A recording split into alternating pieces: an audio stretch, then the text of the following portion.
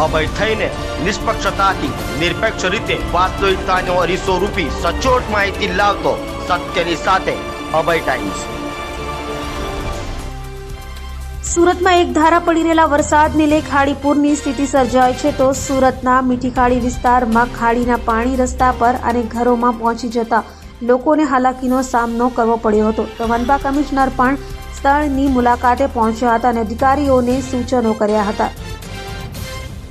હવામાન વિભાગની આગાહીને લઈ સુરતમાં રવિવારથી અવિરત મેઘમહેર થઈ રહી છે જેને લઈ સુરતના રસ્તા ઉપર પાણી ફરી વળ્યા છે। શહેરના અનેક વિસ્તારોમાં પાણી રસ્તા પર ફરી વળ્યા બાદ હવે ખાડીની જળ સપાટી વધી ખાડી કિનારેના મકાનોમાં પાણી ભરાઈ ગયા હતા।